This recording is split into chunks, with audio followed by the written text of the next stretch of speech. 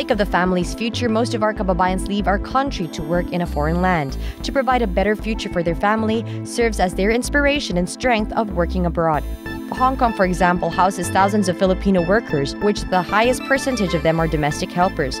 Marami akong mga kakilalang kababayan natin na nagtatrabaho sa Hong Kong bilang domestic helpers. Some of them are our family friends from the church that I belong. To be away from your family and loved ones isn't easy. I know how it feels like because my parents are also based abroad, to be exact in France. Sunday, we arrived in Hong Kong International Airport Terminal 1 at 7:30 a.m., 10 minutes advance to the exact time of our arrival. Sunday is an off day for kababayans, which are particularly domestic helpers. So after we checked in at the hotel, the team rushed to the nearest park in the hotel, the Kowloon Park. Welcome to Kowloon Park. The interesting thing about this place is that you can see our kababayans spend their leisure time here every Sunday. Now let's go and mingle with them.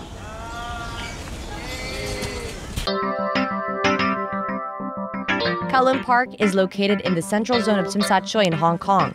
It is one of the largest parks in Kowloon, covering an area of about 13.5 hectares or about 33 acres in a classical Chinese style. I must say the park is a comfortable place for rest and relaxation. Na namin silang nagsasalo-salo sa baon nilang pagkain. It seems like there's a small party. Meron naman nagkukwentuhan at nagugupitan pa ng buhok.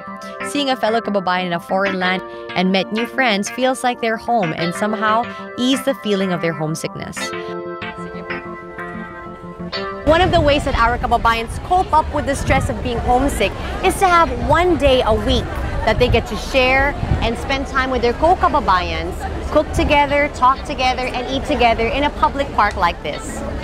Homesickness is one of the stages that our kababayans are experiencing. Gaya na lang nitong si Ate Rowena Galindo na mag-iisang buwan pa lang sa Hong Kong ay nasa estado pa ng pagkaka-homesick. Mahirap. Tapos birthday po ngayon bukas ng anak ko, hindi ko makita. First birthday po niya kasi. Opo. Paano niyo po sila nakakausap ng telepono po? Opo. Ng internet? Opo, kanina gumamit po kami. Tapos, ayun, binati ko po sa internet. To cope up with homesickness, Ate Rowena devotes her time and thoughts to her work. Minsan po, itinutuon ko na lang trabaho ko. Parang busy ako. Minsan hindi ko sila naiisip. Iniisip ko na lang yung pangarap ko sa buhay na sila magkaroon ng magandang kinabukasan, maging matatag. That is the key factor why so many of our kababayans opt and grab the opportunity, especially females, of working abroad as domestic helpers. Para sa aking mga mahal sa buhay, sana magpakatatag kayo. Kakayanin ko ang hirap dito, ang hirap malayo sa inyo. Pinili ko magtrabaho rito para sa mga anak ko. Kahit na mahirap, nagtitiis dahil sa pangarap sa buhay, lalo na sa mga bata, nabigyan sila ng magandang kinabukasan. Most of them spend long years of working in Hong Kong, and we're so happy to hear that most of them that we have met are blessed with kind and considerate employers. Ilang years na po kayo dito nag-work? Bali, total po 12 years. Yun, okay lang naman so far. Mag-15 years po ngayong November. Okay naman po. Mababait po mga amo. Maswerte ako kasi ang amo ko mabait. Hindi sila yung palasigaw, yung palautos, hindi. Basta gawin ko lang yung trabaho ko ng maayos, okay na sa kanila, ganon. Ako po ay dumating dito ay 1994. So, ibig sabihin, mga 16 years na. Sino po yung mga naiwan niyo po sa Philippines? Actually po, ang naiwan ko po si Mr. at saka may tatlo lang naman po akong anak. Pero stable na po sila lahat kasi napatapos ko na sila pag-aaral. Tapos ngayon, pamilyado na po sila.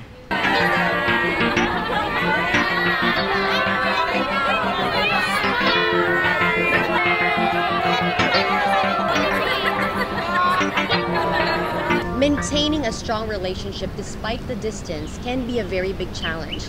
And once you overcome this, then you realize how strong your relationship can be. Now we're here with a mother who constantly keeps in touch with her son despite the distance with the help of technology. Now let's get to know Mommy Ellen. So Mommy Ellen, how long have you been away from the Philippines? It's about 18 years. 18 years. How old was your son when you had to go? I think he's 4 years old. How would you describe your relationship is with him? The first time that I was so very sad. I don't know how to survive because it's so hard. Kumbaga, I have to work para sa kanya rin yun eh. So before, mga sulat, mga Yeah. letters, Yeah. mga phone calls, ngayon po, through the help of technology, how do you communicate or paano kayo nagkakausap? Through Skype, Facebook, or else YM, yun. At least kahit papaano kahit araw-araw, just in case na halimbawang hindi siya busy or hindi ako busy, and then kahit papaano nakaka-communicate kami. Para magkasama rin kami kasi nga ando dun lagi eh. Can you imagine how hard it was before these kinds of communication tools? You have to snail mail letters that takes months to be delivered. There's a telegraph, but you have to pay more, and there's a telephone that is way more expensive. Distance is not a hindrance anymore in reaching out to our loved ones. With the advanced communication tools these days, it brings OFW families closer to each other across vast distance. Para sa kanila, sa ngayon ay madali na makipagkomunikasyon sa kanilang mga mahal sa buhay na nasa Pilipinas. Ngayon, uso ng internet, nauso yung Facebook. So, at saka madali na sila makontak ngayon kasi uso ng mga cellphones, di ba? Yun, nagte-text kami, then tumatawag ako every week. Kinakamusta ko sila. Noon, sa sulat, tapos tawag ng telepono hanggang sa nagka-uso, nagka-Facebook, nagka-Skype, o YM.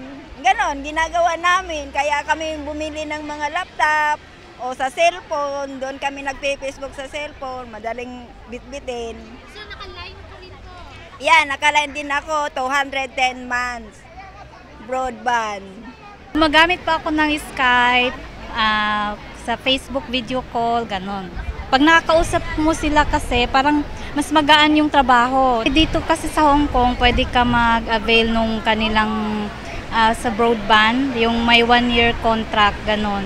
Pwede mong magamit yung linya nila. So, yun ang ginagamit ko sa intern. Bale, 178 monthly. Talking to their families in the Philippines is one of the most rewarding experience, giving new strength and inspiration to face another working day while they are in Hong Kong.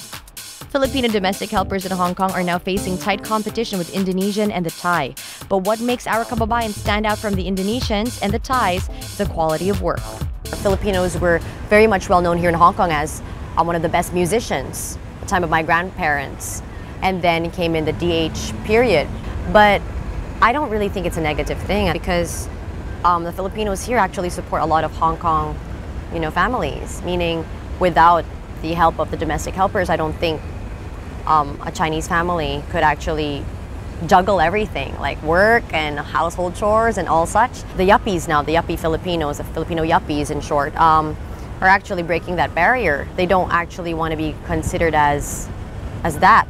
They want to change how it's being seen, that Filipino yuppies are actually very aggressive and very competent in the global arena.